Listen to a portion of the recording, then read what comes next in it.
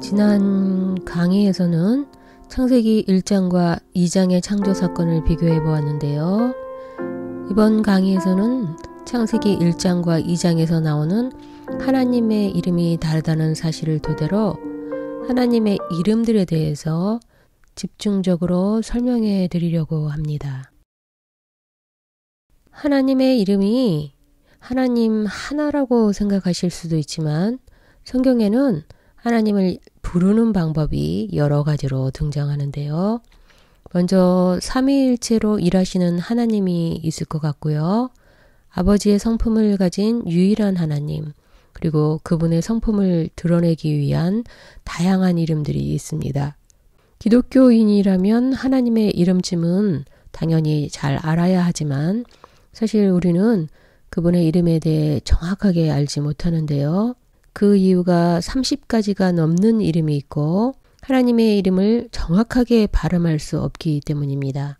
이게 무슨 말인지 잘 이해가 되지 않으실 수도 있는데요. 이번 강의를 통해서 어떻게 하나님의 이름이 사용되었으며 이 이름들이 또 어떤 식으로 불리게 되었는지, 왜 유일하신 분인데 이렇게 많은 이름이 있는 것인지 이러한 사실들에 대해 알려드리도록 하겠습니다.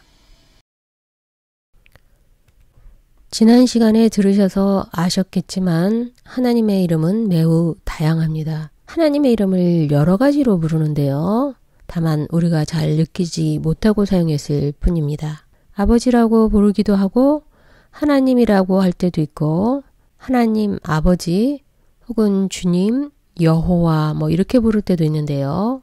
어떨 때 이렇게 사용하는지를 가만히 살펴보면 하나님에 대해 어떤 마음이 드는지에 따라 이름을 바꾸기도 하는 것 같습니다. 즉, 이름이 하나님이 어떤 분이신지 설명해 준다는 것인데요. 그렇지만 하나님이 어떤 분이신가에 대해 아는 일은 쉬운 일은 아니죠. 하나님은 너무 다양한 방법으로 등장하고 그것에 대해 또 자세히 설명해 주지 않기 때문인데요. 하나님에 대해서 우리에게 잘 알려주었다 할지라도 인간의 지식으로 그것을 이해하는 것은 한계가 있을 것 같습니다. 단지 하나님께서 어떻게 인간을 대하시는지 그것을 통해 그분은 이런 분이시구나 하고 알아가는 것이지 우리가 하나님 그분 자체를 전부 알 수는 없습니다. 하지만 다행히도 성경은 하나님에 대해 이해할 수 있도록 정보를 제공해 주기 때문에 성경을 통해 하나님의 이름이 무엇인지 아는 것은 많은 도움을 얻을 수 있을 것 같은데요.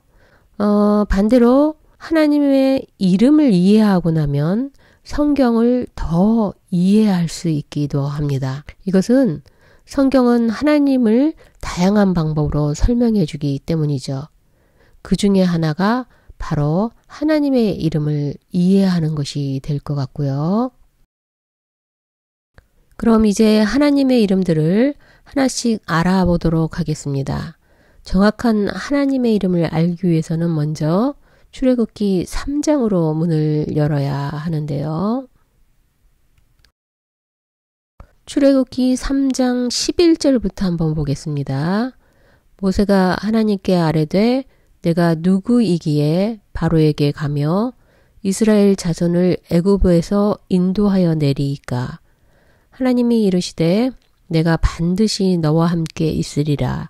내가 그 백성을 애굽에서 인도하여 낸 후에 너희가 이 산에서 하나님을 섬기리니 이것이 내가 너를 보낸 증거니라. 모세가 하나님께 아뢰되 내가 이스라엘 자손에게 가서 이르기를 너희의 조상의 하나님이 나를 너희에게 보내셨다 하면 그들이 내게 묻기를 그의 이름이 무엇이냐 하리니 내가 무엇이라고 그들에게 말하리까. 하나님이 모세에게 이르시되 나는 스스로 있는 자이니라. 또 이르시되 너는 이스라엘 자손에게 이같이 이르기를 스스로 있는 자가 나를 너희에게 보내셨다 하라. 모세가 호렙산 불떨기 나무 가운데서 하나님을 만납니다. 그리고 하나님은 이스라엘 백성을 구하기 위해 애굽으로 가라고 명령하시죠. 그때 모세는 묻는데요. 하나님이 나를 너희에게 보냈다고 하면 이스라엘 백성이 보낸 신의 이름이 무엇이냐 물을 것인데 그때 어떻게 답할지를 하나님께 여쭙니다. 하나님께서는 자신은 스스로 있는 자라고 말씀하시죠. 스스로 있는 자가 나를 너희에게 보내셨다 하라고 하는데요. 그리고 15절에 말씀하시죠. 하나님이 또 모세에게 이르시되 너는 이스라엘 자손에게 이같이 이르기를 너희 조상의 하나님 여호와 곧 아브라함의 하나님 이삭의 하나님 야곱의 하나님께서 나를 너희에게 보내셨다 하라. 이는 나의 영원한 이름이요 대대로 기억할 나의 칭혼이라. 그러니까 하나님께서 직접 자신을 무엇이라 부를지 알려준 이름이 있다는 것인데요. 방금 본문을 읽으시면서 이 이름을 찾으셨는지요? 이처럼 분명하게 이름을 알려주셨지만 우리는 이 이름을 잘 알지 못하는데요. 이것은 영원한 하나님의 이름이며 대대로 기억할 하나님의 칭호라고 말씀하셨기 때문에 이 이름이 무엇인지 먼저 알아봐야 할 것 같습니다. 출애굽기를 통해 하나님께서 직접 가르쳐 주신 이름이 바로 나는 스스로 있는 자라는 것인데요. 히브리어로 한번 보시면 창세기 2장에서 들어보았던 글자가 나옵니다. 생명이 네페르 하야이고 하와도 하야에서 나왔다고 말씀드린 적이 있는데 그 하야 동사가 바로 나는 스스로 있는 자이니라에서의 하나님의 이름이 되는 것이죠. 빨간색으로 되어 있는 글자가 바로 하야 동사들인데요. 이 글자를 기억해 놓으시면 좋겠습니다. 하나님이 알려주신 이름이며 하야 동사에서 만들어진 하나님의 이름이 바로 이 글자입니다. 하나님의 고유한 이름이 되는 것인데요. 그런데 문제는 이 글자를 읽을 수가 없다는 것입니다. 발음할 수 없는 경이로운 하나님의 이름을 헬라어로 테트라그라마톤이라고 하는데요. 이 글자를 발음할 수 없는 이유는 모음이 없기 때문인데요. 물론 원래 히브리어는 모든 글자가 모음이 없었습니다. 다른 글자는 후대에 모음을 붙여서 사용했는데 문제는 유대인들이 이 글자만큼은 발음하는 그 자체를 두려워했습니다. 그러면서 무엇이라 읽어야 할지 모르게 되었고 현재까지도 정확한 실제 발음이 무엇인지 밝혀지지 않아서 논란거리에 있기도 한데요. 그런데 왜 발음을 잊어버리게 되었을까요? 이것은 바로 십계명 때문이었습니다. 신명기 5장 11절을 한번 보실까요? 너는 내 하나님 여호와의 이름을 망령되이 일컫지 말라. 나 여호와는 내 이름을 망령되이 일컫는 자를 죄 없는 줄로 인정하지 아니하리라. 출애굽기 20장 7절도 마찬가지인데요. 이 본문도 보시면 하나님의 이름을 망령되이 부르지 말라고 되어 있죠. 두 본문은 모두 십계명 가운데 세 번째 계명을 알려주는 본문들입니다. 하나님의 이름을 망령되이 부르지 말라는 이 명령을 지키기 위해 유대인들은 하나님의 이름을 부르지 않기 시작했습니다. 망령되이 부르면 죄를 짓게 되기 때문이었죠. 더욱이 레위기 24장 16절을 보면 여호와의 이름을 모독하면 그를 반드시 죽일지니 온 회중이 돌로 그를 칠 것이니라. 거류민이든지 본토인이든지 여호와의 이름을 모독하면 그를 죽일지니라.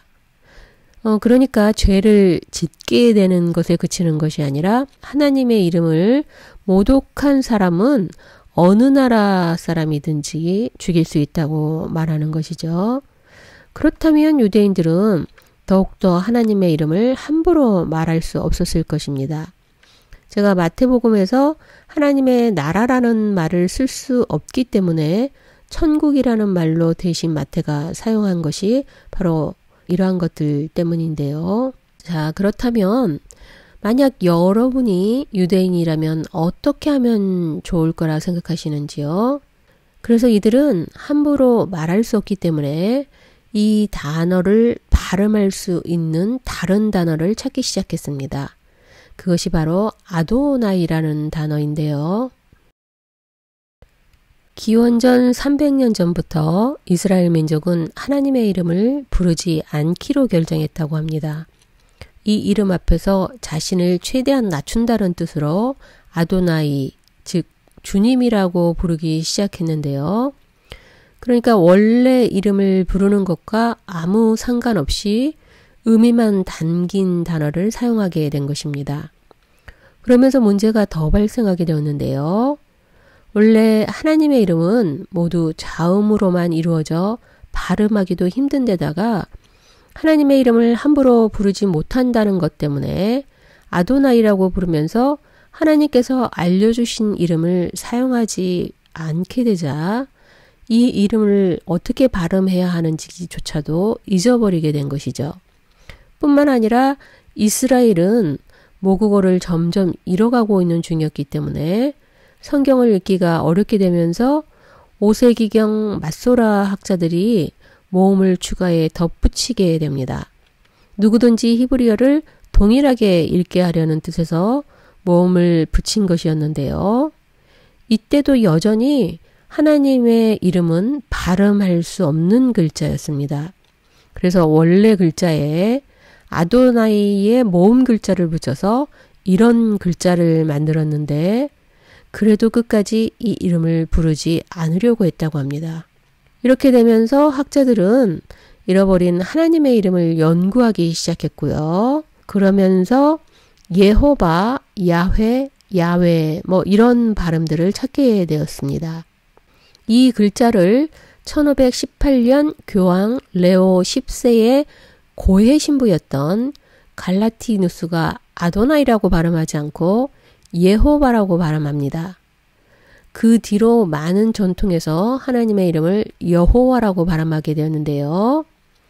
그 뒤 19세기쯤 히브리 학자 빌헤름 게제니우스는 초기 그리스어 사본과 하나님의 이름에 대한 연구를 거듭해서 야훼라는 발음으로 제안하게 되었죠. 그 결과 19세기와 20세기 성경학자들은 야훼라는 형태를 사용하기 시작했고요. 성경학계에서는 대중적으로 쓰이게 되었습니다. 하나님의 이름은 이렇게 4글자인데요. 히브리어는 오른쪽에서 시작하니까 요드, 해, 밥, 해 이렇게 모음으로만 되어 있습니다. 이 글자를 영어로 자음만 따서 Y, H, W, H라는 글자를 만들었는데요. 그러니까 요드의 Y와 해의 H와 밥의 W와 해의 H 왼쪽에서 오른쪽으로 읽게 되니까 글자가 뒤집어졌지만 이 글자의 자음을 따서 영어로 YHWH가 하나님의 이름이 되었는데요. 그러나 역시 이 글자만으로도 발음이 되지 않죠. 모두 자음으로만 이루어져 있기 때문인데요. 그래서 맛소라 학자들은 연구하여 발음을 만들어내었는데요. YHWH에 아도나이의 모음인 A와 OA를 합하여 글자를 만들었습니다. 여기서 예호바라는 글자가 나오게 되었는데요. 그런데 아도나이에는 AOA만 있는데 어떻게 E라는 글자가 생겼을까라고 생각할 수도 있는데 이것은 히브리어의 고유한 음운 법칙 때문입니다. 이것만이 아니라 야훼, 야외 이런 이외의 여러 발음들이 생겨나게 되었고요. 사람들은 이제 하나님을 예호바라고 부를 수 있게 되었는데 영어권에서는 발음하기 힘든 Y와 W를 J와 V로 바꾸면서 이름이 여호와라는 이름이 생겨나게 된 것이죠. 아마 많은 분들은 여호와가 오래된 전통적인 이름인 줄 아시고 계실 텐데 우리가 알고 있는 이 이름은 원래 가지고 있던 것이 아니라는 것입니다. 우리는 이처럼 하나님의 이름조차 제대로 알지 못하고 있는데요. 이 이후에 야훼 이름 발음이 더 정확하다는 연구가 나오게 되면서 하나님의 이름은 더 다양하게 불리게 되었습니다. 그리고 이런 이름들은 르네상스 이후 일부 학자들에게 채택되면서 더 널리 사용되게 되었죠. 히브리어로 되어 있던 책은 70인역으로 번역되어 헬라어로 바뀌었고요. 다시 라틴어로 그리고 영어 성경으로 번역되었고 그리고 중국어로 갔다가 한국어로 번역되는 긴 여행을 거쳤습니다. 한국어 번역은 1611년 영어 성경 번역 중에서 킹 제임스 버전을 따서 여호와라는 단어를 사용하게 된 것이죠. 그러나 여호와나 야훼 역시 고대 이스라엘 사람들이 부른 하나님의 명칭과 동일한지는 정확하게 알 수가 없습니다. 사실 YHWH라는 명칭은 구약 성경 원문에만 나옵니다. 구약 성경을 헬라어로 번역한 70인역 성경은 하나님의 거룩한 이름인 히브리어 네 자음 문자를 모두 주로 바꾸어 번역했기 때문인데요. 그래서 헬라어로 기록된 신약 성경은 여호와라는 이름이 등장하지 않고 주를 뜻하는 키리우스라고 표기되어 있습니다. 이는 신약 성경을 기록한 사도들이 하나님의 이름을 부르지 않았다는 것을 보여주기도 하는데요. 조금 전에 말씀드렸지만 하나님의 이름은 19세기에 와서 널리 사용된 것이죠. 이처럼 하나님의 이름은 참으로 신비로울 따름인데요. 이것만이 아니라 그 이름이 가지는 의미 또한 매우 경이롭습니다. 출애굽기 3장에서 모세가 하나님에게 이름을 물은 이유는 출애굽할 당시 이집트에는 많은 신들이 있었기 때문에 그 신들 중에서 어떤 이름으로 말해야 하는지를 몰랐기 때문인데요. 그런데 하나님께서는 스스로 있는 자이다 라는 이름을 말씀해 주셨죠. 여기서 나는 나다라는 이 하야 동사는 무엇이다 라는 뜻도 되지만 있다, 존재하다 라는 뜻도 됩니다. 비동사의 특징을 알고 계실 텐데요. 이 동사 중에서 현재를 나타내는 동사는 과거나 현재, 미래 모두 변함없이 동일할 때만 사용하는 동사이죠. 나는 여자다라고 말할 때 I am a woman이나 혹은 you are Tom 할 때 am이나 are는 내가 과거에도 그런 상황이었고 현재도 그렇고 미래도 또 변함없이 똑같이 여자일 것이기 때문인데요. 그러니까 현재형 비동사는 전혀 시제의 영향을 받지 않을 때 사용한다는 것입니다. 그래서 이 이름 안에는 시간을 벗어난 초월적인 존재라는 뜻이 함축되어 있습니다. 발음할 수 없는 테트라그라마톤, 네 음절의 이 글자는 과거, 현재, 미래, 즉 시간을 초월할 뿐만 아니라 장소를 불문하고 나타나는 존재로 표현되는데요. 그래서 창세기 2장에 나오는 하나님은 인간이 사는 세상까지 내려와 인간과 함께하는 모습을 보여주시죠. 본인이 직접 흙을 빚어 사람을 만드는 것입니다. 장소를 초월하는 하나님이신 거죠. 이런 하나님에게는 여호와라는 호칭이 사용된 것이고요.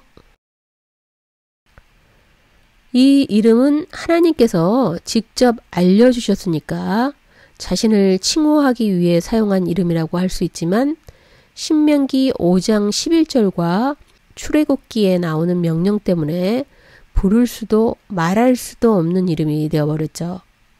그렇다면 하나님의 다른 이름들은 어떻게 되는 것일까요? 제가 많은 하나님의 이름들이 있다고 했었는데요. 그런데 이 본문을 자세히 보면 특이한 상황을 발견할 수 있습니다. 망령되이 일컬으면 안 되는 하나님의 이름은 여호와라는 것 뿐인데요. 그러니까 여호와라는 이름은 누가 되든지 함부로 부를 수 없는 것이었는데요. 그런데 다른 이름 모두 안 되는 것이 아니라 단지 여호와라는 이름만입니다. 한번 다시 보실까요? 신명기와 출애굽기, 레위기 모두 보시면 여호와라는 이름을 망령되이 읽거나 모독하면 안 되는 것이었는데요. 그래서 하나님을 부를 때는 이 이름을 제외한 이름들을 사용하게 된 것이죠. 하나님이 알려주신 고유한 이름이지만 모음이 없어서 읽을 수 없었던 그 이름에는 놀라운 사실이 더 숨겨져 있는데요. 하나님이 자신의 이름을 처음 알려주던 때로 돌아가 보면 출애굽기 3장을 통해 모세가 이스라엘 백성을 구원하려고 하던 때라는 것을 알게 됩니다. 여기서 우리는 하나님께서 자신의 정체를 드러내신 것이 바로 구원과 연관되어 있다는 것이죠. 즉 구원과 하나님의 이름은 떼어놓을 수 없다는 것인데요. 이러한 개념들을 가지고 이제부터 하나님의 이름들을 하나씩 하나씩 정리해 보도록 하겠습니다. 제일 먼저 살펴볼 이름은 여호와입니다. 하나님이 알려주신 고유한 이름이고 성경에 가장 많이 사용되고 있다고 할 수 있는데요. 구약에 6973번 정도 나온다고 하니까 꽤 많이 사용되고 있죠. 이 이름은 사실 성경에 처음부터 있었던 것이 아니라 14세기 이후부터 불리기 시작해서 19세기부터 널리 사용됐다고 할 수 있습니다. 발음할 수 없었던 하나님의 이름에 아도나이를 합쳐서 이름을 찾았다고 말씀드렸고요. 야훼는 오히려 더 늦게 찾은 것이죠. 야훼는 히브리식 발음에 더 가깝다고 생각해서 사용하기 시작했고요. 여호와는 영국식 발음에서 온 것이라고 했었는데 최근 연구한 학자들에 의해서 여호와가 오히려 더 원래 발음에 가깝다는 발표도 나오고 있기는 합니다. 이처럼 지금도 학자들은 하나님의 이름을 찾는 일에 있어서 진행형 중이기도 한데요. 어쨌든 이 이름은 하나님의 유일한 이름으로서 스스로 존재하시는 분, 아무것도 의존하지 않으시는 분이라는 뜻을 가졌는데 무엇보다 초월자, 구원자로서의 모습을 기억하셔야 합니다. 영어 성경에서는 이 이름을 다른 이름과 구별하기 위해서 모두 대문자로만 사용합니다. 유대인은 이 이름을 아도나이라고 발음하고 천주교는 야훼라고 하지만 개신교에서는 여호와라는 발음을 그대로 사용하고 있고요. 출애굽기 3장 14절을 비롯해 모세 오경에도 많이 등장하고 신명기, 다니엘, 시편 6,000번이 넘게 사용되니까 수많은 구절에서 이 이름이 사용된다고 할 수 있겠습니다. 그 중에서 눈여겨볼 말씀이 있는데요. 신명기 6장 4절에서 5절입니다. 이스라엘아 들으라 우리 하나님 여호와는 오직 유일한 여호와시니 너는 마음을 다하고 뜻을 다하고 힘을 다하여 내 하나님 여호와를 사랑하라. 유대인들이 입에 달고 사는 말씀이 되겠는데요. 그런데 여기서 보시면 우리 하나님 여호와는 오직 유일한 여호와라는 이런 말씀에서 어떤 느낌을 받으시는지요? 이스라엘 민족과 뗄 수 없는 관계, 자신들만의 하나님이라는 이런 말로 하고 있는 생각이 드시지 않으신지요? 이런 독특한 관계가 형성된 것은 바로 하나님께서 이들과 맺은 특별한 관계에서 생긴 것 같습니다. 출애굽기 6장 1절에서 7절에 보시면 하나님께서 모세와 대화하는 장면 가운데 하나님의 이름이 이스라엘 민족과 어떤 독특함으로 사용되는지 드러납니다. 2절에 한번 보시면 나는 여호와라 내가 아브라함과 이삭과 야곱에게 전능의 하나님으로 나타났으나 나의 이름을 여호와로는 그들에게 알리지 아니하였고 하는 말씀이 나오고 있죠. 가나안 땅, 곧 그들이 거류하는 땅을 그들에게 주기로 그들과 언약하였더니 이제 애굽 사람이 종으로 삼은 이스라엘 자손의 신음소리를 내가 듣고 나의 언약을 기억하노라. 그러므로 이스라엘 자손에게 말하기를 나는 여호와라 내가 애굽 사람의 무거운 짐 밑에서 너희를 빼내며 그들의 노역에서 너희를 건지며 편팔과 여러 큰 심판들로서 너희를 속량하여 너희를 내 백성으로 삼고 나는 너희의 하나님이 되리니 나는 애굽 사람의 무거운 짐 밑에서 너희를 빼낸 너희의 하나님 여호와인 줄 너희가 알지라.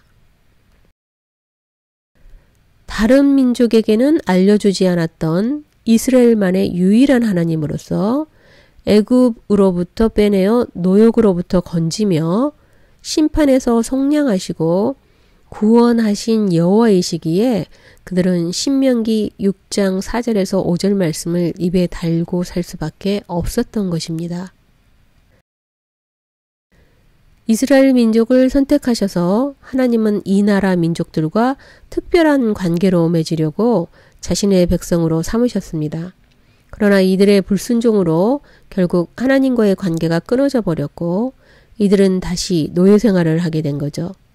그러면서 이들은 자신들이 나라를 잃은 이유를 찾기 시작했고요. 그리고 말씀을 지키며 믿음으로 살려고 발버둥치며 살게 되죠. 하지만 이들은 하나님과의 관계 회복을 잊어버리고 다시 율법에 들어있는 글자에만 얽매이게 됩니다. 그래서 예수님이 이 땅에 오셨을 때 예수님의 말씀을 전혀 이해하고 받아들이지 못했고 지금도 믿지 않고 있는 것이죠. 결국 구원자이셨던 예수님을 통해 모든 이방인이 구원을 받게 되는 성경의 파노라마가 펼쳐지게 되었는데요. 이처럼 여호와라는 이름은 단순하고 쉬운 이름이 아니라 하나님의 구원의 약속이 들어있는 위대한 이름이 되는 것입니다. 여호와는 인간과의 약속을 위해 하나님께서 보여주신 이름이죠. 그렇다면 무엇보다 하나님과의 약속을 기억해야 할 이름이었는데요. 부를 수 없어서 이름을 잃어버리고 말았죠. 그러나 이름을 찾기 위해 노력했고 여호와라는 이름을 갖게 되었습니다. 하지만 다시 영어권에서는 함부로 부를 수 없다는 이유로 몇 개의 버전은 여호와를 모두 로드로 바꾸었는데요. 하나님의 이름은 반복적인 순환을 하고 있습니다. 인간은 하나님의 이름이라는 글자에 집착하는 모습을 보여주고 있는데요. 과연 하나님께서 원하시는 것은 무엇이었을까요? 무엇 때문에 자신의 이름을 숨겨놓으셨을까요? 아마도 함부로 이 글자를 발음하지 못하게 하기 위해서가 아니라 위대하고 경이로운 하나님이심을 알게 하기 위해서가 아니셨을까요? 하나님께서는 자신의 이름 앞에 그의 자녀들이 경외하는 마음을 가지고 서기 원하셨을 것입니다. 즉 글자 자체가 아니라 이름을 통해 관계가 회복되길 원하셨을 것으로 생각되는데요.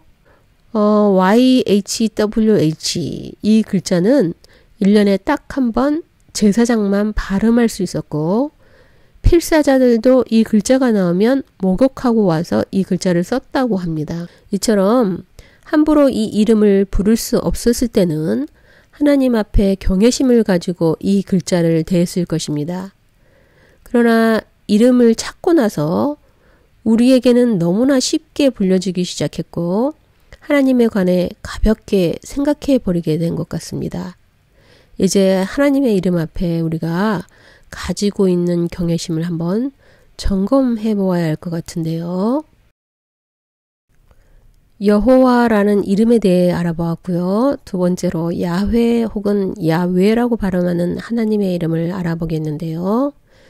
이 이름 역시 하나님의 고유한 이름이 되는 것이고요. 사실 여호와보다 야훼가 더 늦게 이름이 불리기 시작하긴 했지만 왠지 더 오래된 히브리식 이름일 것 같은 느낌을 주기도 하죠. 저는 이 이름으로 불리게 된 의미를 추적하려는 것이 아니라 야훼라는 이름을 가지고 유대교 전통 안에서 하나님의 이름에 대한 의미를 살펴보려고 하는데요.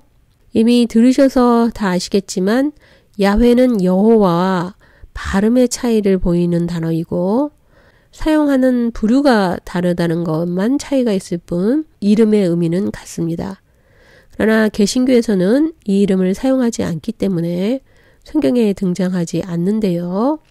여호와와 같지만 발음만 다른 이름이라고 기억하시면 될 것 같습니다. 그런데 이 이름은 여호와와는 달리 유대인들이 갖는 독특한 관계성이 있기 때문에 자세히 볼 필요가 있을 것 같은데요. 출애굽기 3장 말씀과 연관이 있는데 나는 스스로 있는 자라는 것을 유대인이 본 야훼의 사상에서 다시 해석해 본다면 나는 존재하게 된 모든 것을 있게 만든 자라는 의식이 들어있다는 것입니다. 이스라엘 민족이 바라본 야훼가 갖는 독특성에서 그들과 야훼와의 관계성을 이해할 수 있는데요. 먼저 야훼 하나님을 떠올린다면 다른 신들과 다르다는 것으로 가장 먼저 오직 한 분, 즉 유일신 사상이 될 것입니다. 이것은 십계명에서 하나님께서 첫 번째로 명령하신 바이기 때문에 이들에게는 이에 대한 생각이 클 수밖에 없었을 것인데요. 고대 근동 지역에 있던 종교와의 가장 크고 분명한 차이점은 바로 신의 숫자에 있는 것이죠. 이집트를 포함한 이스라엘 주변의 모든 나라들은 하늘과 땅, 바다, 심지어 동물과 식물까지도 그들의 신이 될 수 있었습니다. 때론 이 신들끼리 서로 경쟁을 하기도 하죠. 많은 신들이 필요했던 이유는 각각의 영역 안에서 각자의 힘을 가지고 있었던 것으로 생각했기 때문이었는데요. 따라서 신은 오직 한 분이라고 말하는 이 사상은 그 어떤 나라도 가지고 있지 않았던 독특함이었습니다. 이스라엘을 제외한 나라들은 이 넓은 우주를 다스리기 위해서는 많은 신이 필요했다고 생각했기 때문에 구역과 힘의 분배를 신들이 나누어 가졌죠. 그러나 창세기를 통해 보여주듯이 하나님은 이스라엘 백성에게 신은 오직 한 분이라고 말합니다. 그리고 오직 하나의 신이 세상의 모든 것을 창조하였기 때문에 각각의 영역에 별도의 신이 존재하지 않고 신들끼리 서로 경쟁하는 모습을 보여주지 않습니다. 신의 역할이 나누어지지 않았을 뿐만 아니라 유일신이 만물을 주재하고요. 모든 것을 통제하는 힘을 가진 존재로 나타난 것이죠. 자연과 우주마저 야훼의 일부가 아니라 그가 창조한 피조물에 불과한 초자연적인 하나님을 섬기게 되었는데요. 이렇게 본다면 유대인들은 온 세상을 다스리는 최상의 신의 개념을 가지고 야훼를 숭배했다고 할 수 있는데요. 그들은 지금까지 보아왔던 신들과는 다른 신을 경험하게 되죠. 이집트에서 이들을 구할 때 보여준 하나님의 능력은 참으로 놀라운 것이었습니다. 야훼는 자연계의 모든 것을 다스리는 권능이 있음을 보여줬죠.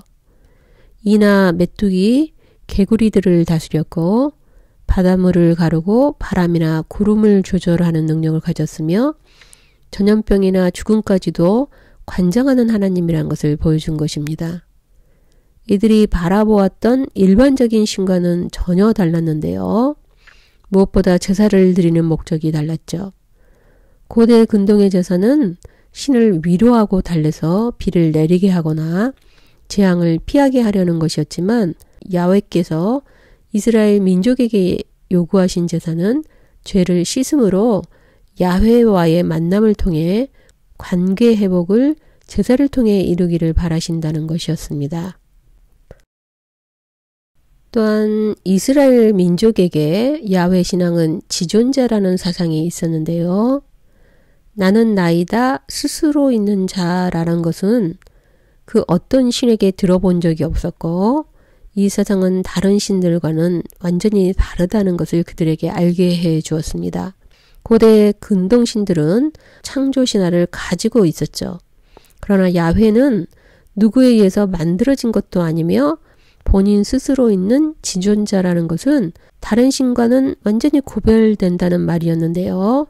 이러한 야훼는 지존자로서 그 어느 누구의 간섭이나 도움 없이 스스로 존재하는 자가 되는 것이죠. 또한 야훼는 인격을 가진과 동시에 신적 권위를 가진 신으로서 인간을 불쌍히 여기기도 하지만 심판을 내리기도 했는데요.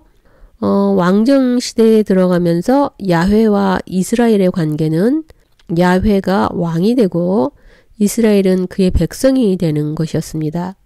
그래서 야훼와의 관계가 좋은 왕들은 하나님이 보시기에 좋은 왕으로 왕권을 보장받게 되었지만 그렇지 못한 왕들은 악한 왕으로 남게 됩니다. 결국 야훼를 떠난 악한 왕들의 통치에 마침내 나라가 분열되고 다른 나라에 의해 백성들이 포로로 잡혀가는 결과를 낳게 되죠. 이 모든 결과는 왕이 하나님 앞에서 통치를 잘하여 이스라엘 백성이 야훼와의 관계를 잘 유지하게 하였느냐 아니면 그렇지 못했느냐 하는 것에 달려 있었습니다. 결국 하나님과 관계를 잃어버린 채 포로가 되었고 예언자들은 야훼와의 계약 관계를 기억하고 충실한 종교적 생활을 할 것을 강조했지만 이스라엘은 너무나 쉽게 바벨론의 문화와 종교에 섞여버리게 됩니다. 그래서 예루살렘으로 돌아온 후 가장 먼저 실시된 계획이 바로 야훼에 대한 종교적인 의식과 가르침의 회복이었던 것인데요. 그들은 무너진 야훼의 성전을 재건하고 유월절과 안식일을 지키고 도덕적 성결과 윤리적 정결한 삶을 강조했습니다. 무엇보다 야훼에 대한 신앙을 회복하기 위해 말씀으로 돌아가도록 하는데요. 그래서 성경을 그리스어로 번역하는가 하면 야훼가 그들의 조상들을 위해 한 일을 되새길 수 있도록 모세 오경을 강조하는 교육을 강화하죠. 이런 야훼에 대한 이들의 신앙관을 이해하시고 구약 성경을 읽어보시면 그냥 읽었던 때와는 달리 많은 내용들이 쉽게 이해가 되실 것입니다. 그렇지만 우리와는 달리 유대인들은 기독교인들이 야훼에 대해 논하는 것을 불쾌하게 생각하는데요. 유대교 교리는 야훼의 정통성과 신성성을 가지고 있기 때문에 유대교가 바라본 기독교는 하나의 이단 종교에 불과한 것이기 때문이죠. 자신들의 하나님인 야훼를 기독교가 재해석하는 것이라 생각하여 무척 꺼린다고 합니다.